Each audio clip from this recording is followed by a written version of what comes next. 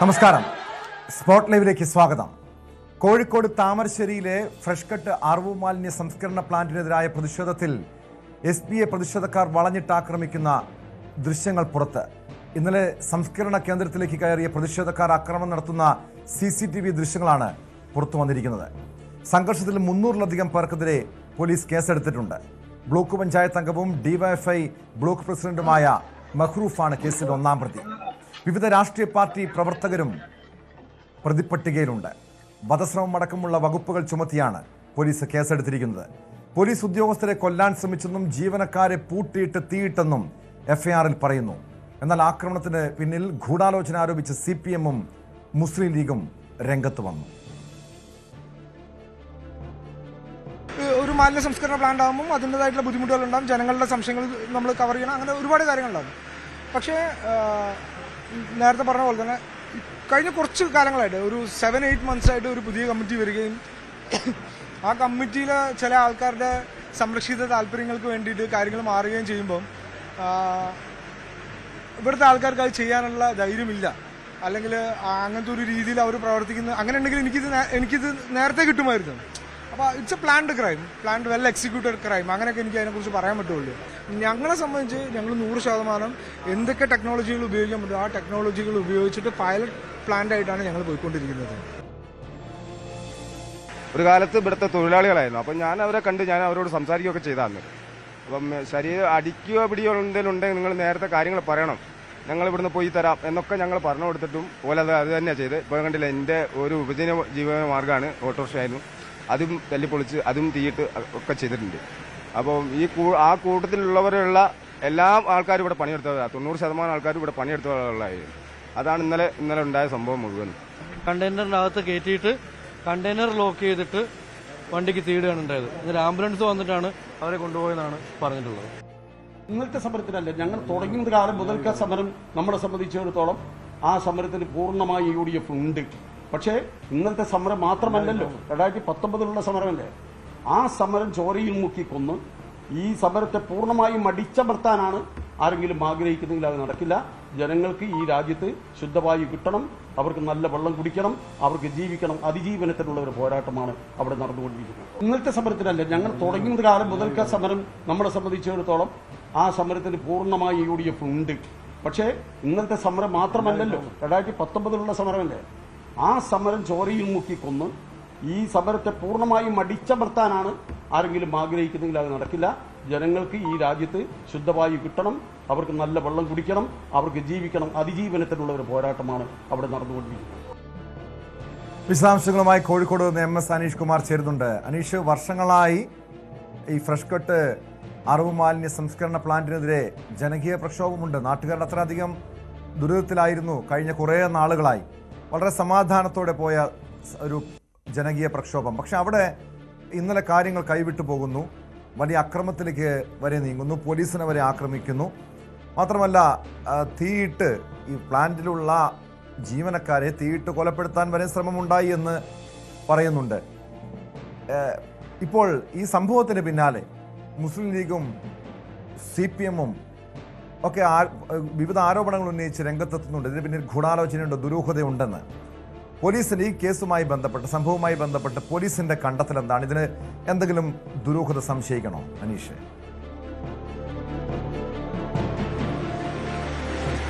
Tom, നമ്മൾ ഉത്തരേന്ത്യയിലൊക്കെ പണ്ട് കലാപങ്ങളൊക്കെ നടക്കുമ്പോൾ കാണാറുണ്ട്, സായുധരായ ആളുകൾ ഒരു സ്ഥലത്തേക്ക് എത്തുകയും അവരൊരു വീടിന് തീയിടുക അല്ലെങ്കിൽ ഫാക്ടറികൾ തീവച്ച് നശിപ്പിക്കുക തുടങ്ങിയുള്ള വലിയ വിഷ്വൽസ് ഒക്കെ പണ്ട് നമ്മൾ കണ്ടിട്ടുണ്ട്. എന്നാണ്ട് അതിന് സമാനമായ ദൃശ്യങ്ങൾ തന്നെയാണ് ഇന്നലെ നമുക്ക് താമരശ്ശേരിയിൽ കാണാൻ കഴിഞ്ഞത്.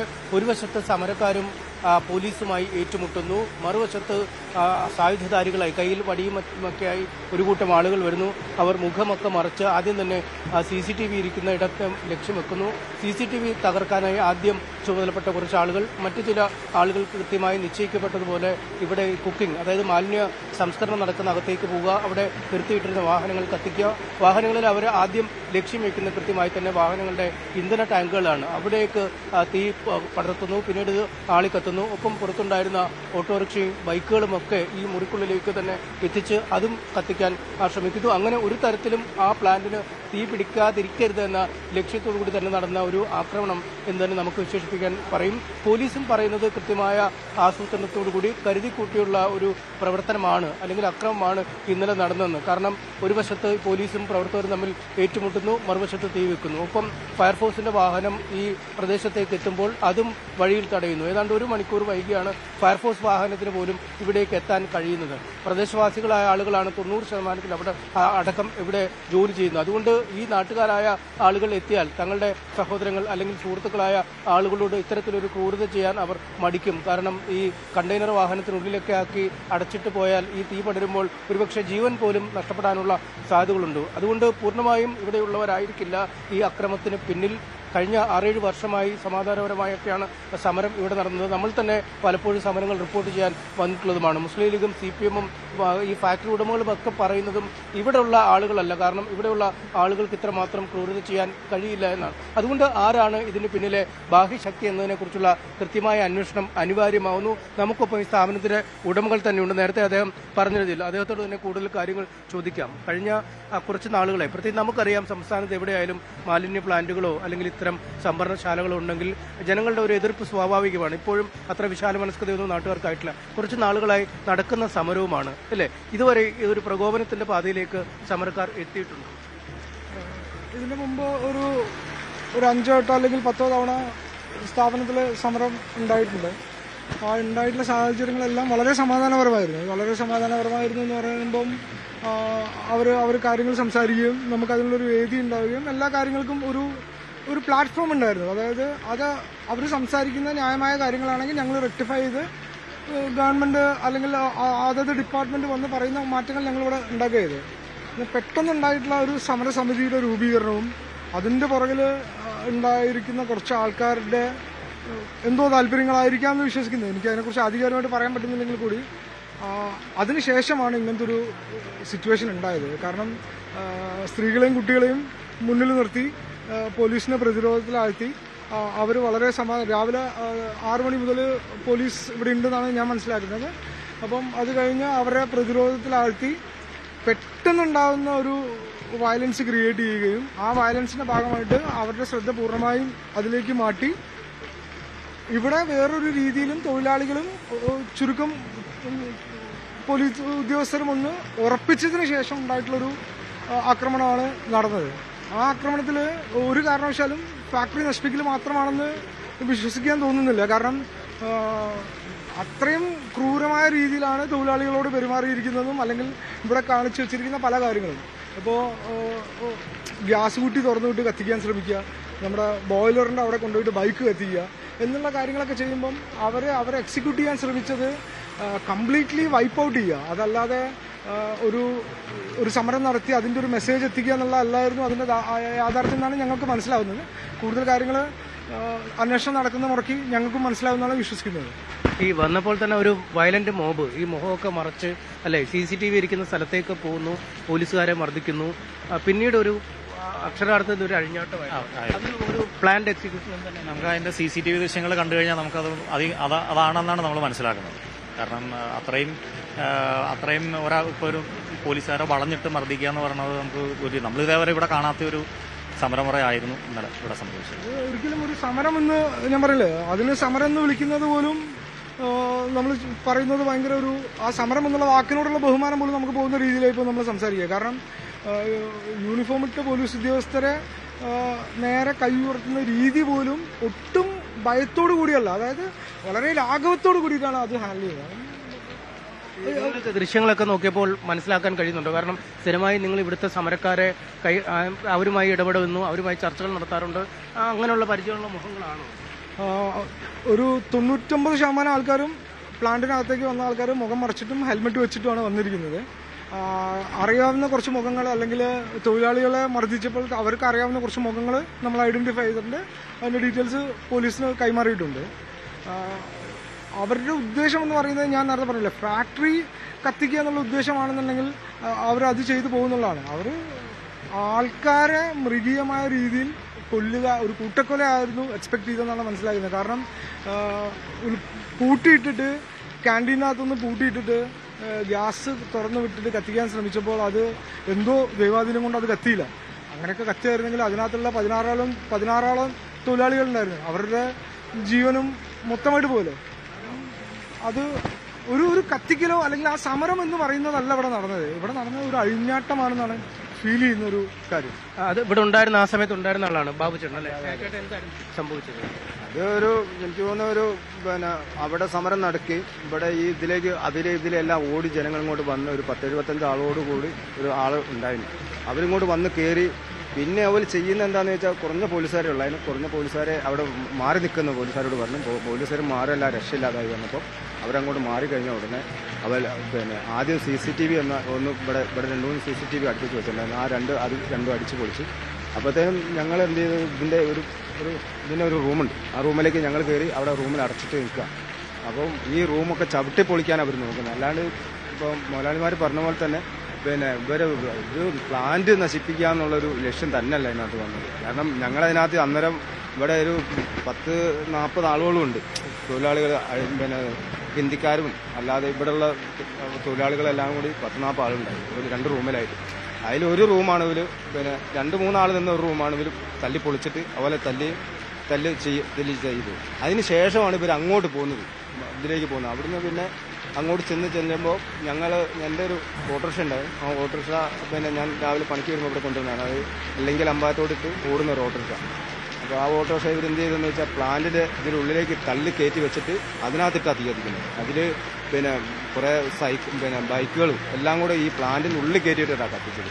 അപ്പം ശരിക്കും പറഞ്ഞാൽ ഒരു കമ്പനിയോടല്ല ഇവർ പിന്നെ ചെയ്യുന്നത്. ഞങ്ങൾ തൊഴിലാളികളെ വരെ പിന്നെ ആക്രമിക്കുന്ന ഒരു സമീപനം. പിന്നെ അതിൽ കുറഞ്ഞ ആൾക്കാർ ഇവിടെ ആദ്യം പണിയെടുത്തവരാണ്. അപ്പോൾ അവരെയൊക്കെ ഞങ്ങൾക്ക് അറിയാം. അതുകൊണ്ടാണ് അവർ പറയുന്നത്, ഈ തല്ലുമ്പോൾ പറയുന്നത് എന്താണെന്ന് വെച്ചാൽ ആ തല്ലുവിനോട് പറയുന്നത് ഒരാളെങ്കിലും ഞങ്ങൾ ഇവിടുന്ന് കൊന്നിട്ടാണ് ഞങ്ങൾ പോകുള്ളതെന്നാണ്.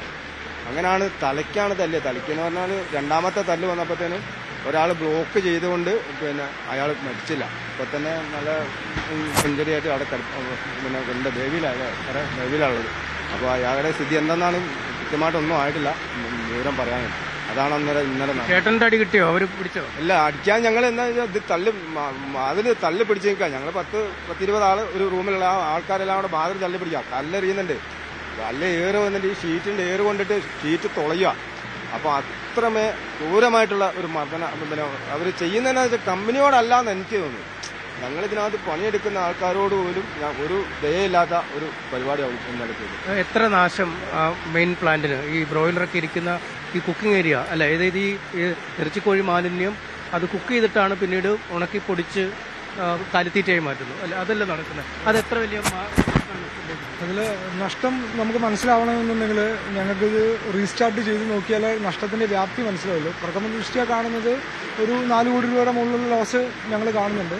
കാരണം ഇതിനകത്തുള്ള പല സാധനങ്ങളും, ഇപ്പോൾ ബയോബെഡ് എന്ന് പറഞ്ഞാൽ നമ്മൾ യൂസ് ചെയ്യുന്നതിൽ ഒരു 10-15 ലെയർ പല മെറ്റീരിയലുകളായിട്ട് ഉണ്ടാക്കുന്നതാണ്. അതൊക്കെ ഒരു ലെങ്തി പ്രൊസീജിയറാണ്. അതിനകത്ത് ബാക്ടീരിയനെ വളർത്തി അതിന് വേണ്ട കാര്യങ്ങളൊക്കെ ചെയ്യുക, അതുപോലെ ETP നശിപ്പിക്കുക എന്നൊക്കെ പറഞ്ഞാൽ അതെല്ലാം ന്യൂലി കൺസ്ട്രക്റ്റഡ് ആണ്. അതായത് ഞങ്ങളുടെ ഇപ്പോൾ ലാസ്റ്റ് ഞങ്ങൾക്ക് ലൈസൻസ് റിന്യൂവൽ ചെയ്ത് തരുന്നതിന് മുമ്പ് സർക്കാരിൻ്റെ ഉദ്യോഗസ്ഥന്മാർ, ബഹുമാനപ്പെട്ട ഓരോ ഉത്തരവാദിത്തപ്പെട്ട ഡിപ്പാർട്ട്മെന്റിൽ ഞങ്ങളുടെ അടുത്ത് പറഞ്ഞ ചേഞ്ചസ് വരുത്തിയിട്ടുണ്ടായിട്ടുള്ള കാര്യങ്ങളാണ്.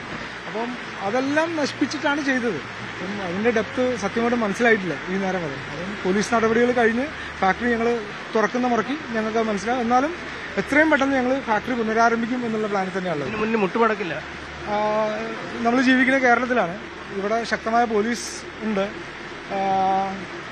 ശക്തമായ ഭരണ സംവിധാനങ്ങളുണ്ട്, ശക്തമായ ഉദ്യോഗസ്ഥരുണ്ട്, ശക്തമായ പ്രതിപക്ഷമുണ്ട്. അല്ലെങ്കിൽ ഇത്രയും ഉള്ളൊരു സ്ഥലത്ത് എനിക്കൊരു ഫാക്ടറി നടത്താൻ പറ്റിയിട്ടില്ലെങ്കിൽ ഞാൻ ഇനി എവിടെ പോയിട്ടും ഫാക്ടറി നടത്തുമെന്ന് തോന്നില്ല. അപ്പം ഇത് മുട്ടുമടക്കുന്നുള്ള അങ്ങനത്തെ ഒരു വെല്ലുവിളിയൊന്നും കൺസേൺ ഇല്ല. ഞാൻ പറഞ്ഞില്ലേ, അതായത് ഒരു ഏരിയ മൊത്തം വേറൊരു രീതിയിലേക്ക് ചിത്രീകരിച്ച് കൊണ്ടുപോകുമ്പോൾ ആ ഏരിയയിൽ ആൾക്കാർ നിർബന്ധിതരാവുകയാണ് ഇതിന്റെ പുറകെ നിൽക്കാൻ. അതാണ് ഇവിടെ നടക്കുന്ന ഇൻസിഡന്റ്. ഇപ്പം ഇതിനകത്ത് ഫ്രണ്ട് ലൈനിൽ നിന്ന് എത്ര ആൾക്കാർക്ക് ഈ അക്രമത്തെക്കുറിച്ച് അറിയുന്നത് എനിക്കറിയില്ല. അപ്പം അവരറിയാത്ത ആൾക്കാരാണെങ്കിൽ അവരെല്ലാവരും ഇതിനകത്ത് വിട്ടില്ലേ. അപ്പോൾ അവർ നിർബന്ധിതരായി. ഇനിയൊരു ഇഷ്യൂ ഉണ്ടാവുകയാണെങ്കിൽ ആ ഇഷ്യൂവിന്റെ പുറകെ നിൽക്കാൻ അവർ നിർബന്ധിതരാണ്. അപ്പോൾ അതൊരു വെൽ പ്ലാൻഡ് എക്സിക്യൂട്ടഡ് ക്രൈമാണ്. It's a well planned executed. അപ്പം അത് പോലീസ് അന്വേഷിച്ച് അതിന്റെ മുറയ്ക്ക് മനസ്സിലാവും. ഞങ്ങൾക്ക് ഇവിടുത്തെ ഭരണകൂടത്തിലും പോലീസിലും 100% വിശ്വാസമുണ്ട്. കാരണം പോലീസ് അത്രയും സംയമനം പാലിച്ച് നിന്നതുകൊണ്ട് മാത്രമാണ് അത് ഒരു വലിയൊരു വയലൻസിലേക്ക് പോകാതെ തന്നെ. അത്രയും ഉദ്യോഗസ്ഥർക്ക് പരിക്ക് പറ്റിയിട്ട് പോലും അവരത് മാക്സിമം നോക്കി. നിങ്ങൾ പോലീസുകാരെ അടിക്കുന്ന വീഡിയോസൊക്കെ കണ്ടാൽ അതിന്റെ ഒരു റിയാലിറ്റി മനസ്സിലാവും. ഒരു ഭയവുമില്ല. നമുക്ക് ജില്ലയിൽ ഒറ്റ പ്ലാന്റാണ്. ഈ കോഴിക്കോട് ജില്ല വളരെ വലിയ ഒരു ജില്ലയാണ്. മറ്റു പല ജില്ലകളിലും ഒന്നിലധികം പ്ലാന്റുകളുണ്ട്. കോഴിക്കോട് ജില്ലയിൽ മാത്രം ഒറ്റ പ്ലാന്റാണ്. അത് ഒരു വികേന്ദ്രീകൃതമല്ലാതെ ഒരു സ്ഥലത്തേക്ക് കേന്ദ്രീകരിച്ചാണ് ഇപ്പോൾ സംസ്കരണം നടത്തുന്നത്. അതും ഈ സമരക്കാരും നിങ്ങൾക്ക് എതിർക്കുന്നവരൊക്കെ പറയുന്നുണ്ട്. എന്തുകൊണ്ട് ഒരു പ്ലാന്റ് മാത്രം ജില്ലയിൽ നിലനിർത്തുന്നു? നിലവില് ബഹുമാനപ്പെട്ട ഹൈക്കോടതിയിൽ നമ്മൾ കൊടുത്തിരിക്കുന്ന ഹർജി പ്രകാരം ജില്ല ക്വാണ്ടിഫൈ ചെയ്യണം. ജില്ലയിൽ ഒരു പ്ലാന്റ് അല്ല, ജില്ലയിൽ 3 പ്ലാന്റിന് പുതിയതായി പെർമിഷൻ ഗവൺമെന്റ് കൊടുത്തിട്ടുണ്ട്. അതിന്റെ പണികൾ നടക്കുന്നുണ്ട്. ക്വാണ്ടിഫൈ ചെയ്യണം എന്നാണ് പറഞ്ഞിരിക്കുന്നത്. ഒരിക്കലും കോഴിക്കോട് ജില്ലയിൽ 200 ടൺ മാലിന്യമൊന്നുമില്ല. എന്റെ ഫാക്ടറിയിൽ 20 മുതൽ 25 വരെയുള്ള മാലിന്യമാണ് കൈകാര്യം ചെയ്യുന്നതെന്നുള്ളത് 100% എനിക്ക് തെളിയിക്കാൻ പറ്റുന്ന കാര്യങ്ങളാണ്. കാരണം എന്നെക്കാളുപരി സമരസമിതി ഒരു ക്യാമറ അവിടെ ഫിക്സ് ചെയ്തിട്ടുണ്ടായിരുന്നു. ആ ക്യാമറയുടെ കണ്ണിൽ പെടാതെ ഈ ഫാക്ടറിയിലേക്ക് ഒരു വാഹനം കണ്ടില്ല. നിങ്ങൾ ഇതിന്റെ ഭൂപ്രകൃതി കണ്ടല്ലോ, ഈ വഴിയിലൂടെ എൻട്രി ചെയ്യാൻ പറ്റുള്ളൂ. അപ്പോൾ അവിടെ നമ്മുടെ വെയ്യിങ് മെഷീനും പുറത്താണ് വെച്ചിരിക്കുന്നത്. ആ വെയ്യിങ് മെഷീന്റെ ഡിസ്പ്ലേ ബോർഡ് പുറത്ത് വെക്കണം. ഇതായിരുന്നു ലാസ്റ്റ് കണ്ടീഷൻ. ബഹുമാനപ്പെട്ട സബ് കളക്ടറുടെ മുമ്പിലിരുന്ന ചർച്ചയിൽ ഉണ്ടായിരുന്ന ലാസ്റ്റ് കണ്ടീഷനാണ്. ആ കണ്ടീഷനും പാലിക്കപ്പെട്ട് കഴിയുമ്പോൾ അവർ ഡെയിലി മോണിറ്റർ ചെയ്യുന്നുണ്ട്. അപ്പോൾ ഇത് ഒരു എന്താ പറയുക, പ്രശ്നപരിഹാരമല്ലായിരുന്നു ഇതിന്റെ ഉദ്ദേശം. ഇതിന്റെ ഉദ്ദേശം വേറെ എന്തോ ആയിരുന്നു എന്ന് ഇപ്പം ഞങ്ങൾക്ക് ബോധ്യം വരികയാണ്. അത് നിങ്ങളുടെ ഇവിടെ ഉണ്ടായിരുന്ന ആളുകൾ തന്നെ ഈ സമരസമിതിയിൽ ഇപ്പോൾ ഉണ്ടോ?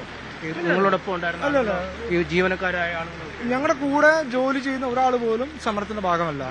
മുൻകാലങ്ങളിൽ ജോലി ചെയ്തിരുന്ന ആൾക്കാരാണ് സമരത്തിന്റെ ഭാഗമായുള്ള ആളുകളുണ്ട്. അത് ഇപ്പൊ ഞാൻ പറഞ്ഞില്ലേ, ബേബിയിൽ അഡ്മിറ്റ് ആയ നമ്മുടെ ഒരു സ്റ്റാഫുണ്ട്, ശ്രീജിത്ത്. അവന്റെ ഹെഡ് ഇഞ്ചുറി വെട്ടിയിരിക്കുന്ന ആള്. അവനെ തല്ലിയ 2 പേരെ ഇവർ തിരിച്ചറിഞ്ഞിട്ടുണ്ട്. കാരണം അവർ കൊണ്ട് പഴയതായിരുന്നു, അതുകൊണ്ട് ഇവർ തിരിച്ചറിഞ്ഞിട്ടുണ്ട്. അതല്ലാതെ ബാക്കിയുള്ള ആൾക്കാരെ അറിയില്ല. ടോം, ഇതാണ് ഒരുപാട് കാര്യങ്ങൾ ഇതിന് പിന്നിലുണ്ട്. സമരക്കാർ മാത്രമെന്ന് കരുതാൻ കഴിയില്ല. കാരണം സമരക്കാരെ ഈ തൊഴിലാളികൾക്ക് അറിയാവുന്നവരാണ്. അവർ കുറച്ച് നാളുകളായി സമര രംഗത്തുള്ളവരാണ്. ആളുകളെ ഒരുപക്ഷെ ജീവഹാനി വരുത്തുക എന്ന ഒരു ലക്ഷ്യം കൂടി ഈ സമരത്തിന് അല്ലെങ്കിൽ ഈ പ്രകോപനപരമായ ഈ പ്രവർത്തനങ്ങൾക്ക് പിന്നിലുണ്ട് എന്ന് കരുതുന്നു. കുട്ടികളെയും സ്ത്രീകളെയും ഒക്കെ പരിചയമാക്കിയാണ് ഈ സമരവുമായി. തീർച്ചയായും അത് പരിശോധിക്കേണ്ട വിഷയം തന്നെയാണ്. ഇതിന് പിന്നിൽ അത്രയധികം ഒരു ദുരൂഹത നിലനിൽക്കുന്നുണ്ട്. അനീഷ്, 300-ലധികം പേർക്കെതിരെ പോലീസ് കേസെടുത്തിട്ടുണ്ട്. FIR-ൽ ഗുരുതരമായിട്ടുള്ള പരാമർശങ്ങളാണുള്ളത്. ഇത് ആരാണ് ഇതിന് പിന്നിലെന്ന് കണ്ടെത്തണം. കാരണം വിവിധ രാഷ്ട്രീയ കക്ഷിയിലുള്ളവർ അവിടുത്തെ നാട്ടുകാരൊക്കെയായിരുന്നു പ്രതിഷേധത്തിനുണ്ടായിരുന്നത്. എന്തെങ്കിലും സൂചനയുണ്ടോ? അതായത് പുറമേ നിന്ന് ആരെങ്കിലും ആസൂത്രിതമായി ഈ സമരത്തിന് എത്തി ബോധപൂർവം ഇത്തരമൊരു കലാപം സൃഷ്ടിക്കുക എന്നൊരു ഉദ്ദേശത്തോടെ അവിടെ കയറി കൂടി കാണുമോ? എന്താണ് പോലീസിന്റെ ഒരു കണ്ടെത്തൽ? അല്ലെങ്കിൽ ഇവർക്ക് ഈ ഉടമയ്ക്ക്, ഈ പ്ലാന്റ് ഉടമയ്ക്ക് ഇതുമായി ബന്ധപ്പെട്ട എന്തെങ്കിലും സംശയമുണ്ടോ?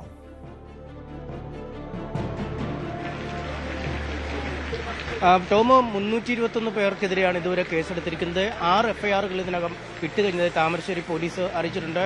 ഈ ഭാഗത്തെ വാർഡ് അംഗം, ബ്ലോക്ക് പഞ്ചായത്ത് അംഗം കൂടിയായ DYFIയുടെ ബ്ലോക്ക് സെക്രട്ടറി മെഹറൂഫ് എന്നിവരടക്കമുള്ള നിരവധി ആളുകൾ ഈ കേസിൽ പ്രതിയായിട്ടുണ്ട്. പക്ഷേ നേരത്തെ നമ്മൾ ലീഗിന്റെയും CPM-ന്റെയും ഒക്കെ നേതാക്കൾ മാധ്യമങ്ങളെ കണ്ടിരുന്നു. അപ്പോഴൊക്കെ പറഞ്ഞത് ഈ പ്രധാനപ്പെട്ട അംഗങ്ങൾ, അതായത് പഞ്ചായത്ത് അംഗമായാലും ബ്ലോക്ക് പഞ്ചായത്ത് അംഗമായാലും, അവർ ജനകീയ വികാരം പ്രതിഫലിപ്പിക്കാൻ അല്ലെങ്കിൽ ഒരു ജനക്കൂട്ടം വരുമ്പോൾ അതിനെ നിയന്ത്രിക്കാനായാണ് ആ രംഗത്ത് നിലയുറപ്പിച്ചത്. അവരൊന്നും പ്രകോപനപരമായ ഒരു പ്രവർത്തനം അവരുടെ ഭാഗത്തുനിന്നും ഉണ്ടായിട്ടില്ല. മുസ്ലിം ലീഗും CPM-ഉം പറയുന്നത് ഈ സാധാരണക്കാരായ നാട്ടുകാരാണെങ്കിൽ അല്ലെങ്കിൽ ഇത്രയധികം വർഷങ്ങളായി പ്രക്ഷോഭം നടത്തുന്ന ആളുകളാണെങ്കിൽ അവരിത്തരം ഈ കലാപ രീതിയിലേക്കുള്ള ഒരു പ്രവർത്തനവുമായി മുന്നോട്ട് പോകില്ല എന്ന് തന്നെയാണ് പറയുന്നത്. അങ്ങനെയാണോ ഈ ലീഗും CPM-ഉം ഒക്കെ പറയുന്നത്? അവരുടെ നേതാക്കളൊക്കെ സമരത്തിലുണ്ട്. ഇപ്പോൾ DYFIയുടെ ബ്ലോക്ക് സെക്രട്ടറി മെഹറൂഫ്, അദ്ദേഹം ഇവിടുത്തെ ബ്ലോക്ക് പഞ്ചായത്ത് അംഗമാണ്. ഈ പഞ്ചായത്ത് അംഗമായ ഒരു വനിത അടക്കമുള്ളവരൊക്കെ ഉണ്ട്. അവരൊക്കെ നിങ്ങളുമായി നിരന്തരം ചർച്ചകൾ നടത്തുന്ന ആളുകൾ ഒക്കെയല്ലേ? അവരും ഉണ്ടായിരുന്നല്ലേ ഈ സമരത്തിന് മുൻനിരയിൽ? ഞാൻ പറഞ്ഞില്ലേ, ഈ ഒരു സമരത്തിനൊരു രാഷ്ട്രീയ ചായ്വുള്ളതായിട്ട് ഞങ്ങൾക്ക് ഒരിക്കലും തോന്നിയിട്ടില്ല. കാരണം സ്വാഭാവികമായിട്ടും ഒരു ഏരിയയിൽ ഉണ്ടാകുന്ന ഒരു പ്രശ്നം ജനകീയ ഒരു മുഖം വരുന്ന സമയത്ത് അതിന്റെ ഭാഗമായി നിൽക്കുക എന്നുള്ളത്, അവരെല്ലാവരും ഇതിന്റെ ഫ്രണ്ട് ഫേസിൽ വന്നു പെട്ടു എന്നുള്ള രീതിയിലാണ് എനിക്ക്, maybe we are wrong, ശരിയാണോ തെറ്റാണോ ഞങ്ങൾക്ക് അറിയില്ല. എന്നാലും അങ്ങനെയാണ് ഞങ്ങൾക്ക് ഫീൽ ചെയ്തിട്ടുള്ളത്. കാരണം പ്രത്യക്ഷത്തിൽ അങ്ങനെ ഒരു ഓപ്പോസിറ്റ് ആയിട്ട് ഞങ്ങളുടെ അടുത്ത് ആരും ഈ നേരം വരെ സംസാരിച്ചിട്ടില്ല. പിന്നെ അവരെല്ലാവരും ഫ്രണ്ടിലാണുള്ളത്. ഈ അക്രമം നടക്കുന്നത് അതിൽ നിന്നും വിട്ടിട്ട് വേറൊരു ഏരിയയിലാണ് നടക്കുന്നത്. അപ്പം അവർക്ക് അറിയോ ഇല്ല എന്നുള്ളത് അവരുമായിട്ട് സംസാരിച്ചാൽ, അല്ലെങ്കിൽ പോലീസ് അവരുമായിട്ട് ഡിസ്കസ് ഒരു ഇപ്പൊ നമ്മൾ നോക്കുമ്പോൾ ഒരു മറയാക്കി അവർ ഒരു വശത്ത് നിൽക്കുന്നു, മറുവശത്തൂടെ അക്രമമായിരിക്കും പ്ലാൻ. അതെ, അതാണ് ഞങ്ങൾക്കിപ്പോൾ മനസ്സിലാവുന്ന വേർഷൻ. അതല്ല, അതിനെക്കുറിച്ച് ബാക്കി എന്താണെങ്കിലും ബാക്കി നിയമ നടപടികൾ വരുന്ന സമയത്ത് പോലീസും അവരുമായിട്ട് സംസാരിക്കുമ്പോഴായിരിക്കും അതിനെക്കുറിച്ച് ഡെപ്തിൽ മനസ്സിലാകത്തുള്ളൂ. ഫ്രണ്ടിലുണ്ടായിരുന്ന ആൾക്കാർക്ക് ഇതിനെക്കുറിച്ച് എത്രത്തോളം അറിയുന്നത് ഞങ്ങൾ വിശ്വസിക്കുന്നില്ല. ഞാൻ നേരത്തെ പറഞ്ഞല്ലോ, ഈ ഏരിയയിലുള്ള ആൾക്കാർ സമരം നടത്തുമ്പോൾ അതിലൊരിക്കലും ഒരു വയലൻസ് ഇന്നേ വരെ ഞങ്ങൾ അനുഭവിച്ചിട്ടില്ല. അപ്പോൾ ആ ഒരു പ്രിക്കോഷൻ ഒന്നും ഞങ്ങൾക്ക് തോന്നിയിട്ടില്ല. സമരം നടത്തുന്നു, സ്വാഭാവികമായിട്ടും അതിൽ വേറെ എന്തെങ്കിലും ഉണ്ടെങ്കിൽ അതുമായിട്ടുള്ള ഡിസ്കഷൻ ഇനീഷ്യേറ്റ് ചെയ്യാമെന്നുള്ള അതിൻ്റെ തലേ ദിവസം ബഹുമാനപ്പെട്ട താമരശ്ശേരി DYSP ഇവരെ വിളിച്ച് ഇവിടെ വന്ന് ഒരു മീറ്റിംഗിൽ പറയുകയും ചെയ്തതാണ്. അപ്പം ആ സമയത്ത് സമരത്തിൻ്റെ ആൾക്കാർ ഞങ്ങൾ സമരമായിട്ട് മുമ്പോട്ട് പോകുമെന്ന് പറഞ്ഞു മുമ്പോട്ട് പോവുകയുണ്ടായത്. ഏറ്റവും രസകരമായ സംഭവം, ഈ ഫാക്ടറിനെ മോണിറ്റർ ചെയ്യുന്ന ഒരു ക്യാമറ ഉണ്ട്, സമരസമിതിയുടെ ക്യാമറ, അതും കാണാനില്ല.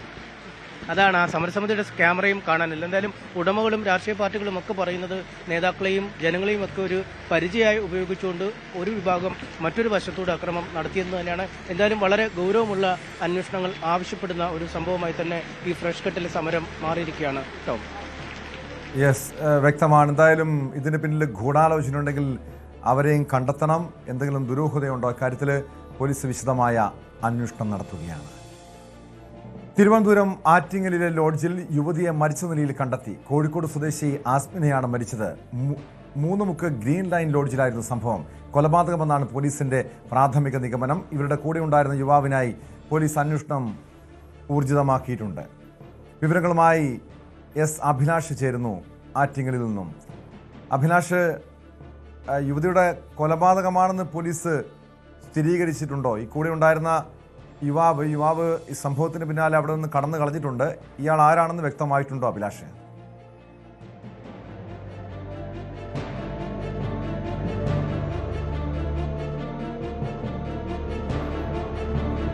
തിരുവനന്തപുരം ആറ്റിങ്ങലിലെ ലോഡ്ജിലാണ് യുവതിയെ മരിച്ച നിലയിൽ കണ്ടെത്തിയത്. കോഴിക്കോട് സ്വദേശിനി ആസ്മിനെയാണ് മരിച്ചത്. മൂന്നുമുക്ക് ഗ്രീൻ ലൈൻ ലോഡ്ജിലായിരുന്നു സംഭവം.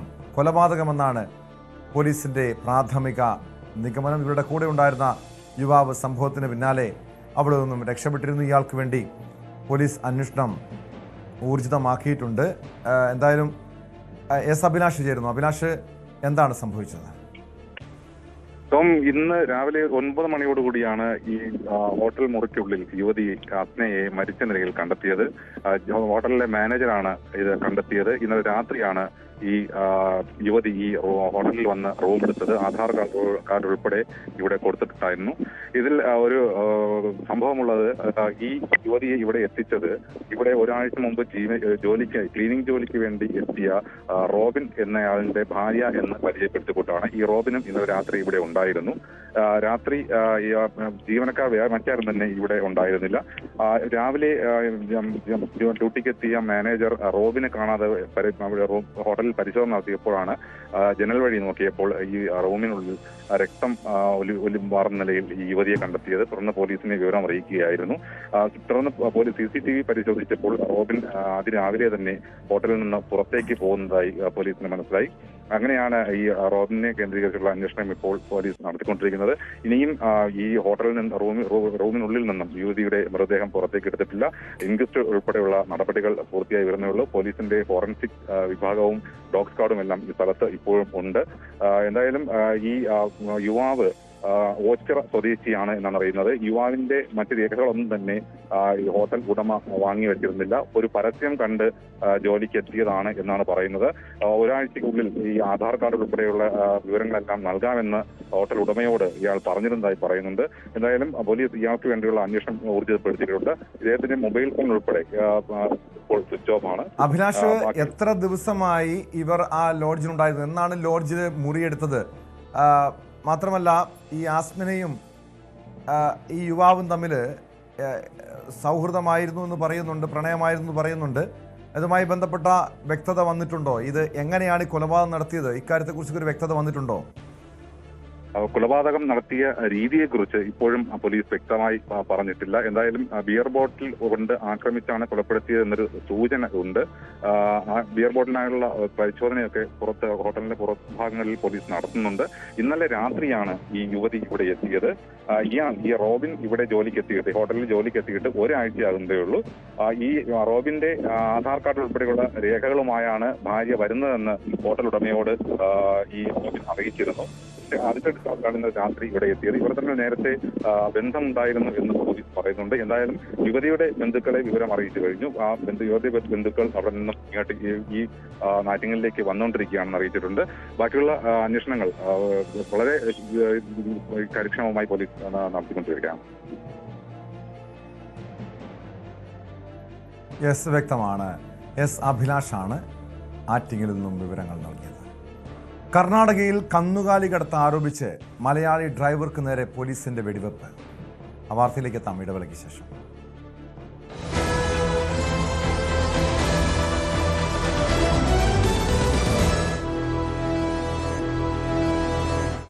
സ്പോട്ട് ലൈവ് തുടരുന്നു.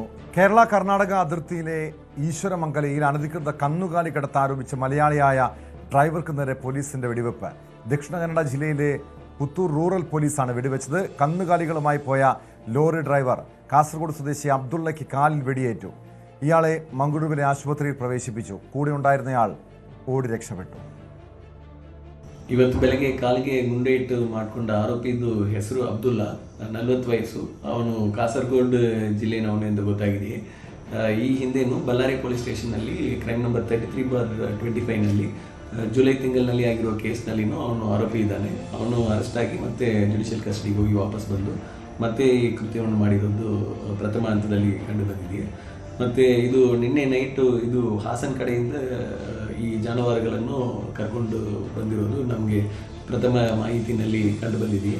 ಮುಂದೆ ಅವನು ಡಿಸ್ಚಾರ್ಜ್ ಆದ ಮೇಲೆ ಮತ್ತೆ ಇನ್ನೊಂದು ಆರೋಪಿಯನ್ನು ಪತ್ತೆ ಮಾಡಿ ಡೀಟೇಲ್ ಇನ್ವೆಸ್ಟಿಗೇಷನ್ ಅನ್ನು ಮಾಡಲಾಗುವುದು. വിശദാംശങ്ങളുമായി KV ബൈജു ചേരുന്നുണ്ട്. ബൈജു, ഒരു അസാധാരണമായ സംഭവമാണ്. സാധാരണ വലിയ കൊടും കുറ്റവാളികളെയൊക്കെ വെടിവെച്ചിടുന്ന കാര്യങ്ങളൊക്കെ നമ്മൾ കേട്ടിട്ടുണ്ട്. പക്ഷെ ഇവിടെ ഒരു കന്നുകാലി കടത്തിൻ്റെ പേരിൽ മലയാളിയായ ഡ്രൈവർക്ക് നേരെ വെടിവെപ്പ് ഉണ്ടാകുന്നു. എന്താണ് സംഭവിച്ചത്? എന്താണ് പോലീസിന്റെ വിശദീകരണം?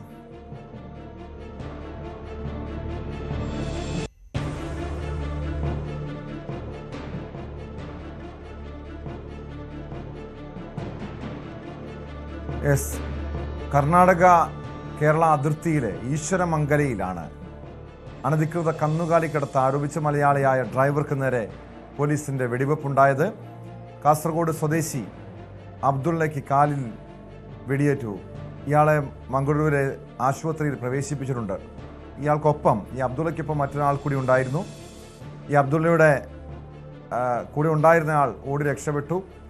ഇയാൾക്ക് വേണ്ടിയും പോലീസ് അന്വേഷണം തുടരുകയാണ്. എന്താണ് യഥാർത്ഥത്തിൽ സംഭവിച്ചെന്ന കാര്യത്തിൽ അല്പം കൂടി വ്യക്തത വരണം. കാരണം KV ബൈജുവിലേക്ക്. ബൈജു, എന്താണ് സംഭവിച്ചത്? എന്താണ് പോലീസിന്റെ വിശദീകരണം?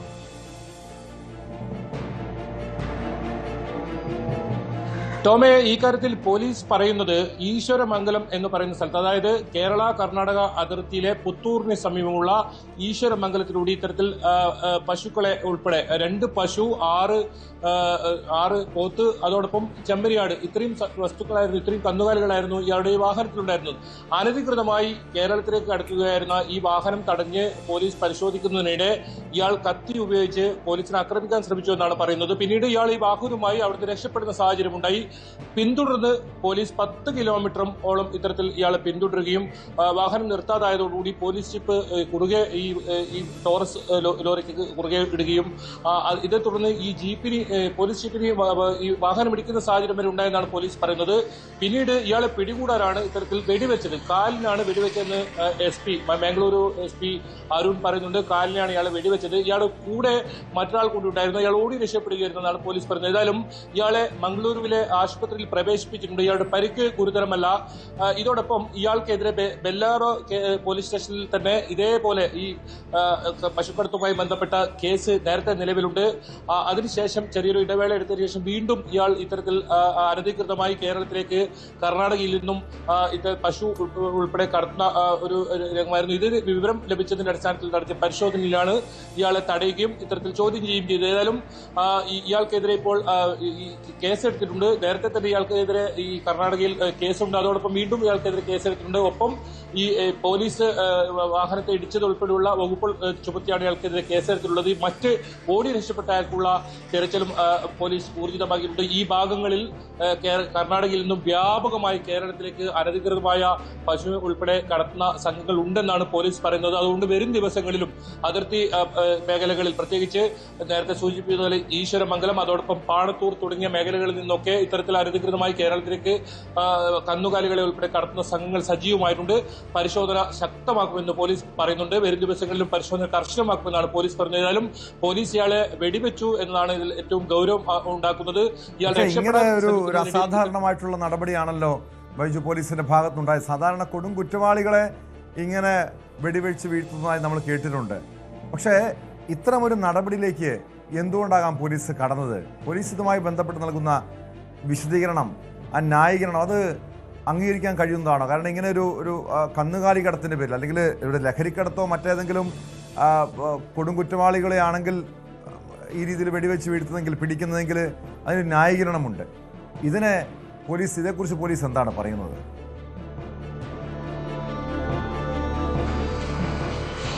തീർച്ചയായും ടോം സൂചിപ്പിച്ചതുപോലെ തന്നെ ഇതിന്റെ ഗൗരവം വർദ്ധിപ്പിക്കുന്നതാണ്. ഏതെങ്കിലും തരത്തിൽ വലിയൊരു കുറ്റകൃത്യം ഏർപ്പെട്ട ഒരു ക്രിമിനൽ ആ രീതിയിലുള്ള ഒരാളല്ല. ഇത്തരത്തിലൊരു കന്നുകാലി കടത്തുന്നു. സാധാരണ ഈ ഭാഗങ്ങളിൽ പലതരത്തിൽ ലഹരി വസ്തുക്കൾ ഉൾപ്പെടെ അതിർത്തി വഴി ഇത്തരത്തിൽ കടത്തുന്ന സംഘങ്ങൾ സജീവമാണ്. പക്ഷേ ഇതിൽ ഏറ്റവും ഗൗരവം ഉണ്ടാക്കുന്നത് ഇയാളെ പിടികൂടാൻ പോലീസ് വെടിവെച്ചു എന്നതാണ്. ഒരു പക്ഷേ വെടി വെക്കുന്ന സമയത്ത് ഏതെങ്കിലും തരത്തിൽ പോലീസിന്റെ ഭാഗത്തുനിന്ന് ഒരു അശ്രദ്ധ ഉണ്ടായാൽ ഒരു പക്ഷേ ജീവൻ തന്നെ നഷ്ടപ്പെടുമായിരുന്നു. അങ്ങനെ ഒരു സാഹചര്യത്തിൽ പോലീസ് ഇപ്പോൾ ഇതിന് ന്യായീകരണമായി രംഗത്തെത്തിയത് ഇയാൾ നേരത്തെ ഇത്തരത്തിൽ കന്നുകാലികളെ കടത്തുന്ന ഒരു കേസിൽ പ്രതിയാണ്. ഇയാൾ പോലീസിനെ കത്തി ഉപയോഗിച്ച് ആക്രമിക്കാൻ ശ്രമിച്ചു എന്നാണ് SP ഉൾപ്പെടെ പറയുന്നത്. അതുകൊണ്ട് തന്നെ ഇയാൾ വാഹനം നിർത്താതെ പിന്നീട് അവിടുന്ന് രക്ഷപ്പെടുകയും ഇയാളെ ചേസ് ചെയ്ത് ഇയാളെ പിന്തുടർന്ന് പോലീസിന് പിടിക്കേണ്ട സാഹചര്യമാണ് ഉണ്ടായത്. പോലീസ് ജീപ്പിൽ ഇയാളുടെ വാഹനം ഇടിക്കുന്ന സാഹചര്യം ഉണ്ടായി. അങ്ങനെ ഇയാളെ പിടികൂടാനാണ് വെടിവെക്കേണ്ടി വന്നതെന്നാണ് പോലീസ് പറയുന്നത്. എന്തായാലും ഇത് സംബന്ധിച്ച് ഒരു അന്വേഷണം നടത്തണമെന്ന ആവശ്യം ഉയർന്നിട്ടുണ്ട്. കാരണം ടോം സൂചിപ്പിച്ചതുപോലെ തന്നെ അത്രത്തോളം ഒരു ഭീകരവാദിയെ കൈകാര്യം ചെയ്യുന്ന പോലെയാണ് ഈ സംഭവത്തിൽ ഈ പോലീസ് നടപടി സ്വീകരിച്ചത്. നമുക്കറിയാം, കുറെ നേരത്തെയൊക്കെ കർണാടകയിൽ നിന്നും ഇത്തരം നിരവധി വാർത്തകൾ ഉണ്ടായിരുന്നു. ഈ അടുത്ത കാലത്തൊന്നും പോലീസിന്റെ ഭാഗത്തു നിന്നും ഇത്തരം ഒരു വാർത്തകൾ ഉണ്ടായിരുന്നില്ല. ഇപ്പോൾ കഴിഞ്ഞ സമയങ്ങളിലൊക്കെ പലതരത്തിലുള്ള പോലീസിന്റെ ആക്ഷൻ ഉണ്ടായിരുന്നു. പക്ഷേ ഈ ഒരു സംഭവത്തിൽ സംശയം ഉണ്ടാക്കുന്നുണ്ട് പോലീസ്. ഇനി എന്തുകൊണ്ട് ഇങ്ങനെ ഒരു വെടിവെച്ച് ഇയാളെ ഇടേണ്ട ഒരു സാഹചര്യം ഉണ്ടായിരുന്നു. ഏതായാലും ഇയാൾ കാസർഗോഡ് സ്വദേശിയാണ്. അബ്ദുള്ള എന്ന് പറയുന്ന ആൾ കാസർഗോഡ് ദേലമ്പാടി സ്വദേശിയാണ്. ഇക്കാര്യത്തിൽ രഹസ്യാന്വേഷണ വിഭാഗത്തിന്റെ അന്വേഷണം ആരംഭിച്ചിട്ടുണ്ട്. ഏതായാലും കർണാടകയിൽ നിന്നാണ് ഈ സംഭവം നടന്നിട്ടുള്ളത്. കേരളത്തിലല്ല, കർണാടകത്തിന്റെ പ്രദേശങ്ങളിൽ തന്നെയാണ് ഇത് സംഭവം നടന്നിട്ടുള്ളത്. അതുകൊണ്ട് തന്നെ കർണാടക പോലീസ് തന്നെയാണ് ഇത് കൂടുതൽ അന്വേഷണം നടത്തുന്നത്. ഏതായാലും SP ഈ സംഭവത്തിൽ പോലീസിനെ ന്യായീകരിച്ച് എത്തിയിട്ടുണ്ട് എന്നതും ഇതിന്റെ ഒരു വിചിത്ര കാര്യം തന്നെയാണ്. ഏതായാലും ഈ സംഭവത്തിൽ ഒരു ഉന്നത തല അന്വേഷണം നടത്തണമെന്നൊരു ആവശ്യം ഇപ്പോൾ ഉയർന്നിട്ടുണ്ട് കേട്ടോ.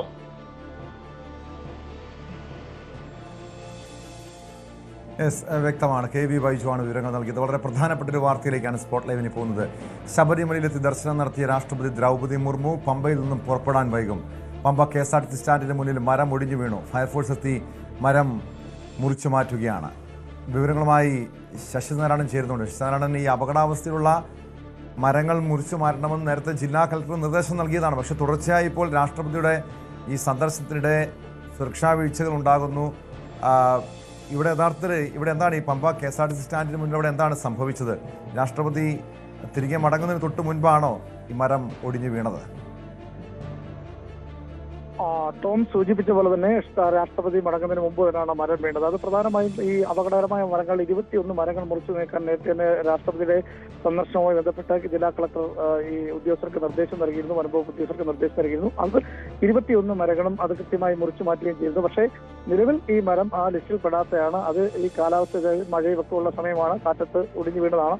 അത് മുറിച്ചു മാറ്റി ഉടൻ തന്നെ അത് ഇപ്പോൾ ആ മരം മുറിച്ചു മാറ്റിയെന്നാണ് നമുക്കറിയാൻ കഴിയുന്നത്. ഉടൻ തന്നെ രാഷ്ട്രപതി അവിടെ നിന്ന് തിരിക്കും. ഏതായാലും ഈ അപ്രത്യക്ഷമായി KSRTC ബസ് സ്റ്റാൻഡിന് മുന്നിൽ അടുത്താണ് 10 പേരെ KSRTC ബസ് സ്റ്റാൻഡ് തൊട്ടടുത്ത് ബസ് സ്റ്റാൻഡിന് സമീപമുള്ള മരമാണ് ഒടിഞ്ഞു വീണത്.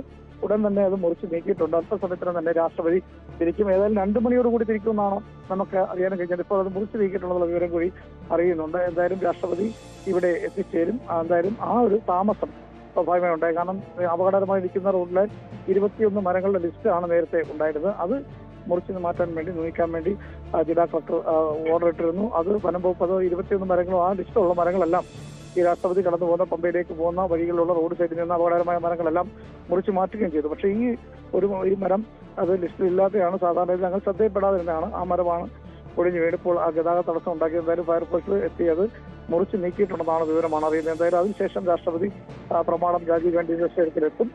തുടർന്ന് മടങ്ങാനാണ് ഇപ്പോൾ ഉള്ള ആ രീതിയിലാണ് ഇപ്പൊ ഇത് തയ്യാറാക്കിയിട്ടുള്ളത്. ആ രീതിയിൽ തന്നെ രാഷ്ട്രപതി ഇവിടെ നിന്ന് മടങ്ങിപ്പോകാനും സാധിക്കും. മരം മുറിച്ചു മാറ്റാൻ കുറെ സമയം പിടിക്കുമോ, കുറെ വൈകുമോ? എപ്പോഴായിരിക്കും രാഷ്ട്രപതിയുടെ തിരികെയുള്ള യാത്ര? മാത്രമല്ല, ഇത് ആരുടെ ഭാഗത്താണ് വീഴ്ച ഉണ്ടായത്? കാരണം ഇങ്ങനെ അപകടകരമായ മരങ്ങൾ മുറിച്ചു മാറ്റണമെന്ന് കളക്ടർ നിർദ്ദേശം നൽകിയിട്ടും ഇതുപോലെ റോഡിൽ അപകടമായ സ്ഥിതിയിൽ ഒരു മരം നിൽക്കുന്നുണ്ടെങ്കിൽ അവിടെ ആർക്കാണ് വീഴ്ച പറ്റിയതെന്ന് പരിശോധിക്കേണ്ടതല്ലേ? ടോം, തീർച്ചയായും രാഷ്ട്രപതിയുടെ സന്ദർശനമാണ്. നമുക്കറിയാം, രാഷ്ട്രപതി രാവിലെ വന്നപ്പോൾ തന്നെ ഈ ഹെലികോപ്റ്റർ ഇതുപോലെ തന്നെ കോൺക്രീറ്റ് ഹെലിപ്പാഡിൽ അതിന്റെ ടയറുകൾ പൊതിഞ്ഞു പോകുന്ന ഒരു സാഹചര്യം ഉണ്ടായിരുന്നു. അത്തരമൊരു വിവാദവും ഒരു വീഴ്ചയും ഉണ്ടായതായി ചർച്ച ചെയ്തതിനിടയിലാണ് ഇപ്പോൾ രാഷ്ട്രപതി സന്ദർശനം ശബരിമല ദർശനം കഴിഞ്ഞ ശേഷം മടങ്ങുമ്പോൾ പമ്പയിലെ ഈ KSRTC ബസ് സ്റ്റാൻഡ് സമയമുള്ള മരം രാഷ്ട്രപതി തിരിക്കുന്നതിന് മുമ്പാണ്, രാഷ്ട്രപതി വരുന്നതിന് മുമ്പാണ് സംഭവിച്ചിട്ടുള്ളത്. എന്തായാലും മരം വീണ്ടും തടസ്സപ്പെട്ടുകൊണ്ടാണ് രാഷ്ട്രപതിയുടെ ഇങ്ങോട്ട് വരാനുള്ള, അതായത് പ്രമാണത്തേക്ക് വരാനുള്ള തടസ്സമായി നിൽക്കുന്നത്. എന്തായാലും മരം മുറിച്ചു മാറ്റിയിട്ടുള്ള വിവരമാണ് നമുക്കറിയാൻ കഴിയുന്നത്. കാരണം 21 മരങ്ങളുടെ ലിസ്റ്റ് നേരത്തെ നൽകിയിരുന്നു വനം വകുപ്പിന്. അത് അപകടകരമായ രീതിയിലുള്ള മരങ്ങളായിരുന്നു. അത് ഈ പമ്പയിലേക്ക് പോകുന്ന റോഡ് സൈഡിൽ നിൽക്കുന്ന മരങ്ങൾ അത് മുറിച്ച് നീക്കണമെന്ന് കത്ത് വനം വകുപ്പിന് നൽകിയിരുന്നു. അത് പ്രകാരം ആ മരങ്ങളെല്ലാം മുറിച്ച് നീക്കുകയും ചെയ്തു. പക്ഷേ ഇത് അപ്രതീക്ഷിതമായി KSRTC ബസ് സ്റ്റാൻഡ് സമീപമുള്ള ഒരു മരമാണ്. അത് ഒടിഞ്ഞു വീഴുകയാണ് ഉണ്ടായത്. അത് മുറിച്ച് നീക്കാതെ മുന്നോട്ട് വരാൻ കഴിയില്ല. അത് മുറിച്ച് നീക്കിയിട്ടുണ്ട്. അത് ഒരു തടസ്സമായി നിൽക്കുന്നത്. കാരണം ദർശനം കഴിഞ്ഞ് പമ്പയിലെത്തിയതിനു ശേഷം രാഷ്ട്രപതി മടങ്ങുന്നതിന് തൊട്ട് മുമ്പാണ് ഇത് സംഭവിച്ചത്. എന്തായാലും അത് മരം മുറിച്ച് മാറ്റിയെങ്കിലും ഇങ്ങോട്ട് വരാൻ പറ്റും. ഇപ്പം ആ മരം മുറിച്ചിട്ടുണ്ടെന്നാണ് നമുക്ക് അറിയാൻ കഴിയുന്നത്. എന്തായാലും രാഷ്ട്രപതിയത്തിന് ശേഷം ഒരു 3:15 കൂടി ഇവിടെ എത്തുമെന്ന് ആണ് ഇപ്പോൾ പറയാം. 3:30-4 മണിക്കകം ഇവിടെ എത്തുമെന്നൊരു അറിയിപ്പ് ലഭിച്ചിട്ടുണ്ട്. എന്തായാലും 4 മണിക്ക് ഉള്ളിൽ രാഷ്ട്രപതി പ്രമാണം രാജീവ് ഗാന്ധി സ്റ്റേഡിയത്തിൽ എത്തിച്ചേരും. അവിടുന്ന് ഹെലികോപ്റ്റർ മാർഗമായിരിക്കും തിരികെ തിരുവനന്തപുരത്തേക്ക് മടങ്ങുക എന്നാണ് ഉദ്യോഗസ്ഥർ നൽകുന്ന വിശദീകരണം. എന്തായാലും ഈ ഹെലികോപ്റ്റർ ഈ ഹെലിപ്പാഡിൽ ഈ കോൺക്രീറ്റിനകത്ത് ഈ ടയർ പൊതിഞ്ഞതും ഒപ്പം ഹെലികോപ്റ്ററിന്റെ ടയർ പൊതിഞ്ഞതും ഒപ്പം ഈ മരങ്ങൾ വീണ് ഗതാഗതം രാഷ്ട്രപതി തടസ്സപ്പെട്ടതും ഒക്കെ ഒരു വീഴ്ചയായി തന്നെ നമുക്ക് കരുതാം. നിലവിലത്തെ സാഹചര്യത്തിൽ ഉദ്യോഗസ്ഥ ചില വീഴ്ചകൾ ഉണ്ടായിട്ടുണ്ട് എന്നുള്ള കാര്യം കൂടി ഇപ്പോൾ അറിയുന്നുണ്ട്. അതിനുവേണ്ട നടപടി ചിലപ്പോൾ പക്ഷേ അതിനുശേഷമായിരിക്കും രാഷ്ട്രപതി മടങ്ങിപ്പോയതിനു ശേഷമായിരിക്കും ഇതിനെ സംബന്ധിച്ച് അന്വേഷണം ഉണ്ടാകുക, പരിശോധനകൾ ഉണ്ടാവുക. അപ്പം വ്യക്തമാണ്. ശശിനാരായണനാണ് വിവരങ്ങൾ നൽകിയത്. രാഷ്ട്രപതി പമ്പയിൽ നിന്നും പുറപ്പെടാൻ വൈകുന്നതിൻ്റെ കാരണം അവിടെ മരം KSRTC ബസ് സ്റ്റാൻഡിന് സമീപം മരം ഒടിഞ്ഞു വീണതാണ്. നേരത്തെ ഇതുമായി ബന്ധപ്പെട്ട് അപകടകരമായി നിൽക്കുന്ന മരങ്ങൾ മുറിച്ച് മാറ്റണമെന്ന് കളക്ടർ നിർദ്ദേശം നൽകിയിരുന്നു. പക്ഷേ ആ നിർദ്ദേശം കൃത്യമായി പാലിക്കപ്പെട്ടില്ല. എന്താണ്, ആരുടെ ഭാഗത്താണ് വീഴ്ച സംഭവിച്ചത് പരിശോധിക്കേണ്ട വിഷയമാണ്. ഫെഡറൽ ബാങ്കിൽ നിന്ന് 27 കോടി രൂപ തട്ടിയ പ്രതിയെ അസമിൽ നിന്നും ക്രൈംബ്രാഞ്ച് പിടികൂടി. ബോവൽഗിരി സ്വദേശി ഷിറാജുൽ ഇസ്ലാമാണ് പിടിയിലായത്. 500-ലേറെ പേരുടെ വ്യാജ പാൻ കാർഡുകൾ തയ്യാറാക്കിയായിരുന്നു തട്ടിപ്പ്. ഫെഡറൽ ബാങ്കിന്റെ സ്കാൽപി ആപ്പ് വഴി വ്യാജരേഖകൾ സമർപ്പിച്ച് ലോൺ എടുത്തായിരുന്നു തട്ടിപ്പ്. തട്ടിപ്പിന് പിന്നിൽ വൻ സംഘമെന്ന് ക്രൈംബ്രാഞ്ച് പറയുന്നു. വിവരങ്ങളുമായി ഡാനി ഇപ്പോൾ ചേരുന്നുണ്ട്. ഡാനി, ഇത് ഏത് മേഖല കേന്ദ്രീകരിച്ചായിരുന്നു? ഏത് ഫെഡറൽ ബാങ്കിന്റെ പരിധിയിലാണ്, ബ്രാഞ്ചിന്റെ പരിധിയിലാണ് ഈ തട്ടിപ്പ് നടന്നത്? മാത്രമല്ല, ഒരു വൻ സംഘം ഇതിന് പിന്നിലുണ്ടെന്ന് പറയുന്നുണ്ട്. അത് ഏത് കാലയളവിലാണ് ഈ തട്ടിപ്പ് നടന്നത്? ഇക്കാര്യങ്ങളിലൊക്കെ ഒരു വ്യക്തത വന്നിട്ടുണ്ടോ? ക്രൈംബ്രാഞ്ച് കേസുമായി ബന്ധപ്പെട്ട് നൽകുന്ന വിവരം എന്താണ്?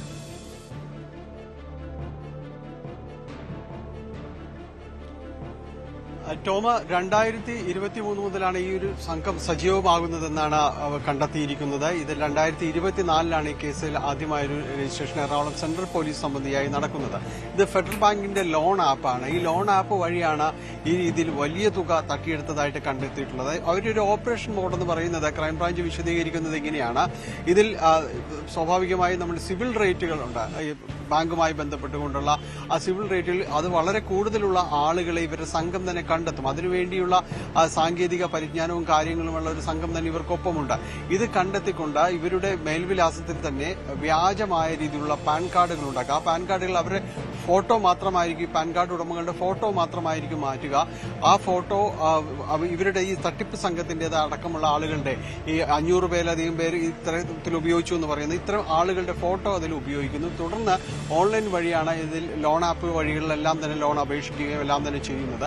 അതിൽ നിന്ന് ഈ വീഡിയോ കോൾ അടക്കമുള്ള കാര്യങ്ങൾ വരുമ്പോൾ തീർച്ചയായും ആ പാൻ കാർഡിലുള്ള ആളുകൾ തന്നെ പ്രത്യക്ഷപ്പെട്ട് സംസാരിക്കുകയും എല്ലാം തന്നെയാണ് ചെയ്യുന്നത്. അങ്ങനെ നിരവധി പേര് ഈ രീതിയിൽ ലോൺ എടുത്ത് പലപ്പോഴും ബാങ്കിനെ കബളിപ്പിക്കുന്ന രീതിയിലേക്ക് അടക്കം വരുമ്പോൾ ഒരു വലിയ രീതിയിലുള്ള തട്ടിപ്പ് നടന്നതായിട്ടാണ് മനസ്സിലാക്കുന്നത്. പിന്നീടാണ് ഇത് പരാതിയുമായിട്ട് എറണാകുളം സെൻട്രൽ സ്റ്റേഷനിലേക്ക് ഈ പരാതിയും അടക്കം കാര്യങ്ങൾ ബാങ്കിന്റെ മെയിൻ ഓഫീസിൽ നിന്ന് തന്നെ എത്തുന്നത്. തുടർന്ന് നടത്തിയ അന്വേഷണം അതിൽ സെൻട്രൽ പോലീസ് സ്റ്റേഷനിലെ ക്രൈംബ്രാഞ്ചിലേക്ക് മാറുന്നു.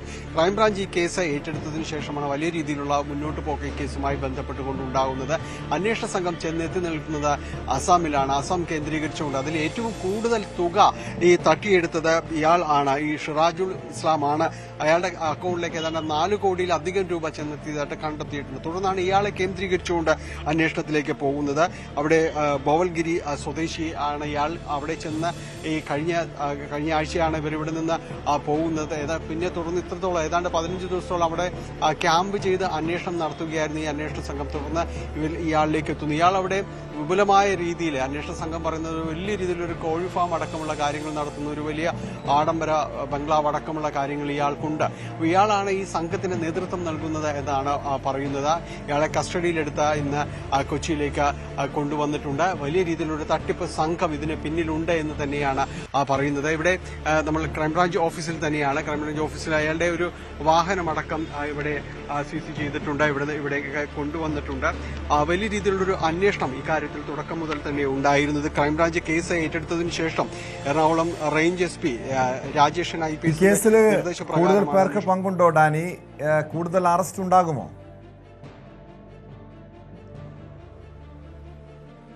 കൂടുതൽ അറസ്റ്റ് ഇക്കാര്യത്തിൽ ഉണ്ടാകുമെന്ന് തന്നെയാണ് പറഞ്ഞിരിക്കുന്നത്. നേരത്തെ നമ്മളോട് ഇക്കാര്യങ്ങൾ വ്യക്തമാക്കിയുണ്ടായ ഡിറ്റക്റ്റീവ് ഇൻസ്പെക്ടർ രാജ്കുമാർ V, അതോടൊപ്പം തന്നെ sub inspector Manoj Kumar DD, Jijimon Thomas, civil police officer Jomon P Joy തുടങ്ങിയ അടങ്ങുന്ന സംഘമാണ് ഈ കേസുമായി ബന്ധപ്പെട്ടുകൊണ്ട് മുന്നോട്ട് പോയത്. ഇവർ വ്യക്തമാക്കുന്നത് കൂടുതൽ അറസ്റ്റുകൾ ഈ കാര്യവുമായി ബന്ധപ്പെട്ടുകൊണ്ട് ഉണ്ടാകും. കാരണം വലിയ രീതിയിലൊരു തട്ടിപ്പ് ഇക്കാര്യത്തിൽ നടന്നിട്ടുണ്ട് എന്ന് തന്നെയാണ് അറിയുന്നത്.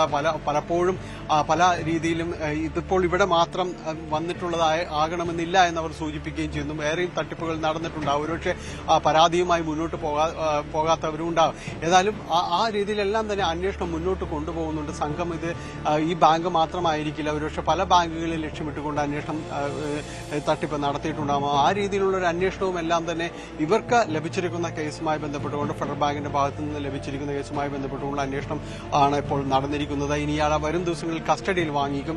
അതിനുശേഷമുള്ള ചോദ്യം ചെയ്യലിലായിരിക്കും കൂടുതൽ വിശദാംശങ്ങളിലേക്ക് പോകുക. മറ്റുള്ളവർ ആരൊക്കെയാണ്, കൂട്ടാളികൾ ആരൊക്കെയാണ്, ഈ സംഘം എങ്ങനെ കേന്ദ്രീകരിച്ച് പ്രവർത്തിക്കുന്നു എന്നതിനെക്കുറിച്ചെല്ലാം തന്നെ വിശദാംശങ്ങൾ എടുക്കേണ്ടതുണ്ട്. ഏതായാലും വളരെ കേസ് വന്നതിന് ശേഷം ഒരുപാട് അകലെയല്ലാത്ത രീതിയിൽ തന്നെയാണ് ഈ പ്രതിയിലേക്കെല്ലാം തന്നെ എത്താനായിട്ട് കഴിഞ്ഞത്. അത് സസൂക്ഷ്മം ഇവരുടെ നീക്കങ്ങൾ നിരീക്ഷിച്ചുകൊണ്ട് അന്വേഷണ സംഘത്തിന് മുന്നോട്ട് പോകാൻ കഴിഞ്ഞു എന്നത് തന്നെയാണ്. ഈ സൈബർ രംഗത്തെ പല തട്ടിപ്പുകളും നമ്മുടെ പോലീസ് സംഘങ്ങൾ ഇപ്പോൾ കൂടുതലായിട്ട് അറസ്റ്റും കാര്യങ്ങളും എല്ലാം തന്നെ ഉണ്ടാകുന്നുണ്ട്. ഈ രംഗത്ത് നടക്കുന്ന തട്ടിപ്പുകളിൽ നിർണായകമായ അന്വേഷണങ്ങൾ നടത്താൻ കഴിയുന്നുണ്ട്. അതുപോലെ തന്നെ ഒരു കാര്യമായിട്ട് തന്നെയാണ് ഇത് 27 കോടി രൂപ തട്ടിയെടുത്ത കേസിലെ ബാങ്കിന്റെ ലോൺ ആപ്പുകൾ വഴിയാണ്. അതുകൊണ്ട് ടോം ഇക്കാര്യത്തിൽ പ്രത്യേകം എടുത്തു പറയേണ്ടത് ഒന്നും സുരക്ഷിതമല്ലാത്തൊരിടമായിട്ട് സൈബർ ഇടം മാറുന്നുണ്ട്. കാരണം വ്യാജമായി പാൻ കാർഡുകൾ അടക്കം നിർമ്മിച്ചുകൊണ്ട് അത് ലോൺ ആപ്പിൽ ഇൻസ്റ്റാൾ ചെയ്തുകൊണ്ട് അടക്കം ആ രീതിയിലും തട്ടിപ്പ് പ്രവർത്തിക്കുന്നു. ആരുടെ പേരിലും ഈ രീതിയിൽ ലോൺ എടുത്തുകൊണ്ട് മാറ്റാം അധിക ബാധ്യത വരുത്തുന്ന രീതിയിലേക്ക് അവർക്കും അതുപോലെ തന്നെ ബാങ്കിനും എല്ലാം സൃഷ്ടിക്കുന്ന രീതിയിലേക്ക് വരുന്നത്. ഏതായാലും ഇന്ന് ഇയാളെ കോടതിയിൽ ഹാജരാക്കിയ ഡാനി പോളാണ് കൊച്ചിയിൽ നിന്നും വിവരങ്ങൾ നൽകിയത്. വലിയൊരു സൈബർ തട്ടിപ്പിന്റെ ഒരു കണ്ണിയാണ് ഇപ്പോൾ പിടിയിലായിരിക്കുന്നതിന് പിന്നിൽ കൂടുതൽ പേരുണ്ടെന്നാണ് ക്രൈംബ്രാഞ്ച് നൽകുന്ന വിവരം. ശബരിമല സ്വർണ്ണക്കൊള്ളയിൽ കൂടുതൽ ദേവസ്വം ബോർഡ് രേഖകൾ പ്രത്യേക അന്വേഷണ സംഘം പിടിച്ചെടുത്തു. ഉണ്ണികൃഷ്ണൻ പോറ്റിയുടെ സാമ്പത്തിക ഇടപാടുകളെക്കുറിച്ച് സഹായി അനന്തസുബ്രഹ്മണ്യം പ്രത്യേക അന്വേഷണ സംഘത്തിന് മൊഴി നൽകിയതായും സൂചനയുണ്ട്. അതിനിടെ ഇടക്കാല വിധിയിലെ പരാമർശം നീക്കാൻ Thiruvithamkoor Devaswom board president PS Prashanth ഹൈക്കോടതിയെ സമീപിക്കും. വിവരങ്ങളുമായി ഡാൻ കുര്യൻ ചേരുന്നുണ്ട്. ഡാൻ, ഈ സ്വർണ്ണക്കൊള്ളയുമായി ബന്ധപ്പെട്ട് ഇതുവരെയും പ്രത്യേക അന്വേഷണ സംഘം എന്തൊക്കെ തെളിവുകളാണ്, രേഖകളാണ് പിടിച്ചെടുത്തിട്ടുള്ളത്? അത് സംബന്ധിച്ച ഒരു വിവരങ്ങളും മാധ്യമങ്ങൾക്ക് ലഭ്യമായിട്ടില്ല. തെളിവുകൾ അതീവ രഹസ്യമായിട്ടാണ് കളക്ട് ചെയ്യുകയും പിന്നീട് അത് കോടതിയിൽ അതുമായി ബന്ധപ്പെട്ട റിപ്പോർട്ട് കഴിഞ്ഞ ദിവസം സമർപ്പിക്കുകയും ചെയ്തിരിക്കുന്നത്. പക്ഷേ നമുക്ക് ലഭിക്കുന്ന സൂചനകൾ അനുസരിച്ച് ദേവസ്വം ബോർഡ് ആസ്ഥാനത്ത് നിന്ന് ദേവസ്വം വിജിലൻസ് നേരത്തെ കണ്ടെത്തിയ വിവരങ്ങൾ ശരിവെക്കുന്ന തരത്തിലുള്ള തെളിവുകളാണ് പ്രത്യേക അന്വേഷണ സംഘവും കണ്ടെത്തിയിരിക്കുന്നത് എന്നാണ് മനസ്സിലാക്കാൻ കഴിയുന്നത്. അതുകൊണ്ട് തന്നെയാണ് ഉണ്ണികൃഷ്ണൻ പോറ്റിക്കും ദേവസ്വം ബോർഡിലെ ഉദ്യോഗസ്ഥർക്ക് പുറമെ ചില രാഷ്ട്രീയ നേതൃത്വത്തിലേക്ക് വിരൽ ചൂണ്ടുന്ന തരത്തിലുള്ള പരാമർശങ്ങൾ കോടതിയുടെ ഭാഗത്തുനിന്ന് കഴിഞ്ഞ ദിവസം ഉണ്ടാകുകയും ചെയ്തത്. പ്രത്യേകിച്ച് 2019 ഭരണസമിതിയുടെ ഭാഗത്തു നിന്ന് ഗുരുതരമായ അനാസ്ഥ ഉണ്ടായിട്ടുണ്ട് എന്ന് വ്യക്തമാക്കുന്ന വിവരങ്ങൾ ദേവസ്വം വിജിലൻസ് നടത്തിയ പരിശോധനയിൽ തന്നെ കണ്ടെത്തിയതാണ്.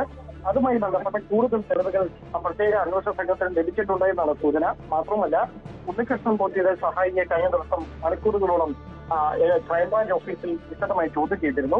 അതിൽ നിന്ന് ഉണ്ണികൃഷ്ണൻ പോറ്റിക്ക് ദുരൂഹമായ നിലയിൽ ഉണ്ടായിരുന്ന സാമ്പത്തിക ഇടപാടുകൾ സംബന്ധിച്ച കൂടുതൽ വിവരങ്ങൾ പ്രത്യേക അന്വേഷണ സംഘം ചോദിച്ചറിഞ്ഞതായാണ് വിവരം. അവിടെയാണ് ഈ സ്വർണ്ണപ്പാളി, മോഷ്ടിച്ച സ്വർണ്ണപ്പാളി പലർക്ക് കൈമാറിയത് വഴി ഉണ്ടായ സാമ്പത്തിക നേട്ടത്തിന്റെ ഒരു ബാക്കി വിഹിതങ്ങൾ ഉദ്യോഗസ്ഥർക്കുമായി വിഹിതം വെച്ചു എന്ന തരത്തിലുള്ള ഒരു മൊഴി ഈ അനന്തസുബ്രഹ്മണ്യൻ നൽകിയത് എന്നാണ് സൂചന. അങ്ങനെയെങ്കിൽ ആരൊക്കെയാണ് ഇതിന്റെ ലാഭം കൈപ്പറ്റിയത് എന്നതിനെ കേന്ദ്രീകരിച്ചുകൊണ്ടായിരിക്കും ഇനി അങ്ങോട്ട് അന്വേഷണം നടക്കുക.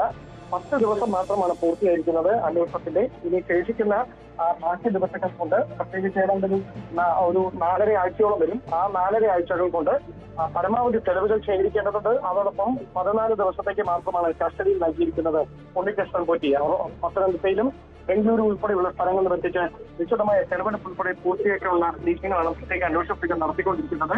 രാഷ്ട്രപതി പത്തനംതിട്ടയിൽ നിന്നും മടങ്ങിയതിനു ശേഷം പത്തനംതിട്ടയിലേക്ക് ഉൾപ്പെടെ വിശദമായ തെളിവെടുപ്പിന് വേണ്ടി ഒരുപക്ഷെ ഉണ്ണികൃഷ്ണൻ പോറ്റിയെ ഉടൻ തന്നെ എത്തിച്ചേക്കുമെന്നാണ് സൂചന.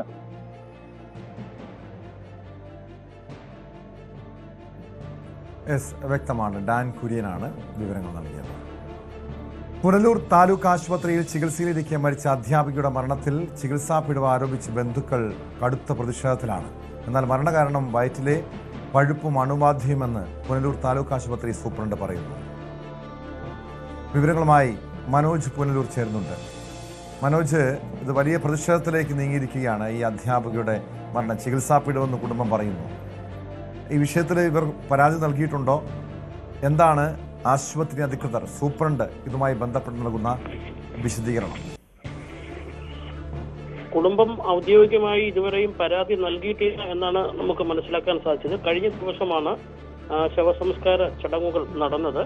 എന്നാൽ ആശുപത്രി അധികൃതരുടെ ഭാഗത്തു നിന്നും അവർ വാർത്താക്കുറിപ്പ് ഉൾപ്പെടെ മറ്റേ മരണകാരണം യാതൊരു കാരണവശാലും ആശുപത്രിയുടെ ചികിത്സ പിഴവല്ല, വയറിൽ പോസ്റ്റ്മോർട്ടം സമയത്ത് അവർക്ക് മനസ്സിലാക്കാൻ സാധിച്ചത് പോസ്റ്റ്മോർട്ടം നടത്തിയ ഡോക്ടറുമായിട്ട് പുനലൂർ താലൂക്ക് ആശുപത്രി സൂപ്രണ്ട് നടത്തിയ ആശയവിനിമയം നടത്തിയപ്പോൾ വയറിനുള്ളിൽ പഴുപ്പ് കെട്ടിക്കിടക്കുകയായിരുന്നെന്നും അണുബാധയാണ് എന്നുമാണ് പറയുന്നത്. ഈ അവസ്ഥയ്ക്ക് സെപ്റ്റിക് ഷോക്കി എന്നാണ് ഡോക്ടർ പറഞ്ഞത്.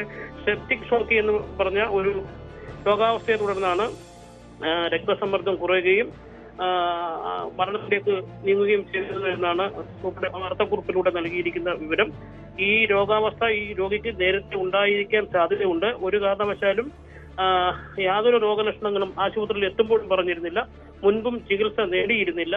ചിലപ്പോൾ അധ്യാപികയായിരുന്നു. ജോലി സംബന്ധമായ തിരക്കുകൾ കൊണ്ടാണോ എന്താണെന്നറിയില്ല. കൃത്യമായ ചികിത്സ എടുക്കാത്തത് കൊണ്ടാണ് ഇത്തരത്തിലേക്ക് രോഗാവസ്ഥയിലേക്ക് വന്നതും മരണത്തിലേക്ക് നീങ്ങിയതും എന്നാണ് ആശുപത്രി ഭാഗത്തു നൽകുന്ന വിശദീകരണം. എന്നാൽ ഈ ആശുപത്രി അധികൃതരുടെ ഭാഗത്തു നിന്നുള്ള വിശദീകരണം ബന്ധുക്കൾ അംഗീകരിക്കുന്നില്ല എന്ന നിലപാടാണ് സ്വീകരിച്ചത്. ഇതുമായി ബന്ധപ്പെട്ട് നാളെ അവർ പുനലൂർ പ്രസ് ക്ലബ്ബിൽ വാർത്താ സമ്മേളനം വിളിച്ചിട്ടുണ്ട്. ആശുപത്രി അധികൃതരുടെ ഭാഗത്തു നിന്നുള്ള പാളിച്ച തന്നെയാണ്. ജാള്യത മറയ്ക്കുവാൻ എന്തൊക്കെയോ റിപ്പോർട്ടുകളാണ് ഇപ്പോൾ പുറത്തുവിടുന്നത്. പോസ്റ്റ്മോർട്ടം നടന്ന ഉടൻ തന്നെ എങ്ങനെയാണ് പോസ്റ്റ്മോർട്ടം റിപ്പോർട്ട് താലൂക്ക് ആശുപത്രിയുടെ സൂപ്രണ്ടിന് ഔദ്യോഗികമായി ലഭിച്ചത് എന്നൊക്കെയുള്ള ചോദ്യങ്ങളാണ് അവര് ബന്ധുക്കൾ ചോദിച്ചുകൊണ്ടിരിക്കുന്നത്. ഇത് ഈ വിഷയങ്ങൾ ഉന്നയിച്ചുകൊണ്ട് നാളെ ഒരു വാർത്താ സമ്മേളനം പുനലൂർ വിളിച്ചിട്ടുണ്ട്.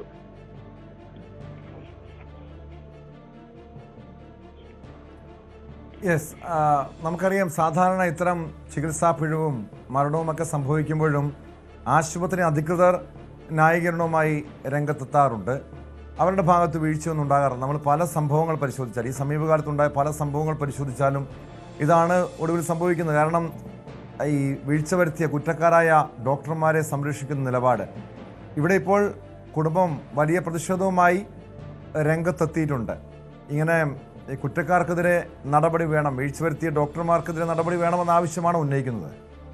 അതെ, അത്തരത്തിലുള്ള ആവശ്യമാണ് ഉന്നയിക്കുന്നത്. അത് മാത്രമല്ല, നമ്മുടെ പുനലൂർ താലൂക്ക് ആശുപത്രി മുൻപും ഇത്തരത്തിൽ ആരോപണങ്ങൾക്ക് ഇട നൽകിയിട്ടുള്ള ഒരു ആശുപത്രിയോട് കൂടി ഒരു 13 വയസ്സ് കുന്നിക്കോട് സ്വദേശിയായ നിയ ഫാത്തിമ എന്ന് പറഞ്ഞ ഒരു 13 വയസ്സുകാരിയായ കുട്ടിയെ പേ വിഷയവുമായി ബന്ധപ്പെട്ട് ആശുപത്രി എടുക്കുകയും അവരൊരു വാക്സിൻ എടുത്ത് ഇത് കൃത്യമല്ലാതിരിക്കുകയും വാക്സിന് ശേഷം നൽകേണ്ട മുൻകരുതലുകൾ ബന്ധുക്കളെ പറഞ്ഞ് മനസ്സിലാക്കുകയും ചെയ്യാത്ത സാഹചര്യത്തിൽ കുട്ടിക്ക് പേവിഷബാധയേറ്റ് മരണപ്പെടുകയും അത് വളരെ വിവാദമാവുകയും ചെയ്തിരുന്നു. ആ കുട്ടിയുടെ അമ്മ ഇപ്പോൾ നിയമ നടപടികളുമായി മുന്നോട്ട് പോയിക്കൊണ്ടിരിക്കുകയാണ്. അങ്ങനെ ആശുപത്രിക്കെതിരെ മുൻപും ഇത്തരത്തിലുള്ള ആരോപണങ്ങൾ വന്നിട്ടുള്ളത് കൊണ്ട് തന്നെയാണ് ഈ ഏതൊരു സംഭവം വന്നാലും ഇത്തരത്തിലുള്ള ആരോപണത്തിന് വീണ്ടും ആശുപത്രി വിധേയമാകുന്നത്. അത് മാത്രമല്ല, 10 നിലയുള്ള അതിഗംഭീരമായ ആശുപത്രിയാണ് പുനലൂർ താലൂക്ക് ആശുപത്രി എങ്കിലും യാതൊരുവിധ സംവിധാനങ്ങളും ഇല്ല എന്ന് വേണം മനസ്സിലാക്കാൻ. കൃത്യമായി ജോലി ചെയ്യുന്ന ഡോക്ടർമാരുടെ കുറവ്, മെഡിസിന്റെ കുറവ്, ചെറിയ ഒരു മുറിവ് പറ്റിയാൽ പോലും മെഡിക്കൽ കോളേജിലേക്ക് റെഫർ ചെയ്യുന്ന സാഹചര്യം, അങ്ങനെ നിരവധി ആരോപണങ്ങളാണ് ആശുപത്രിക്കെതിരെ ദിനം ഉയർന്നുകൊണ്ടിരിക്കുന്നത്. അത് സമൂഹ മാധ്യമങ്ങളിലായാലും മറ്റ് മാധ്യമങ്ങളിലൂടെ ആയാലും ആശുപത്രിക്കെതിരെ നിരന്തരം ഇത്തരം ആരോപണങ്ങൾ ഉയർന്നുകൂടിയ ഒരു സാഹചര്യത്തിലാണ് ഇത്തരത്തിൽ ഒരു ആരോപണവുമായി മരിച്ച രോഗിയുടെ ബന്ധുക്കൾ രംഗത്തെത്തിയിരിക്കുന്നത്. യെസ്, വ്യക്തമാണ്. മനോജാണ് വിവരങ്ങൾ നൽകിയത്. പുനലൂർ താലൂക്ക് ആശുപത്രിയിൽ ചികിത്സയിലിരിക്കെ മരിച്ച അധ്യാപികയുടെ മരണവുമായി ബന്ധപ്പെട്ടാണ് ചികിത്സാ പിഴവ് ആരോപിച്ച് കുടുംബം രംഗത്തെത്തിയിരിക്കുന്നത്. സ്പോട്ട് ലൈവ് പൂർണ്ണമാകുന്നു. നമസ്കാരം.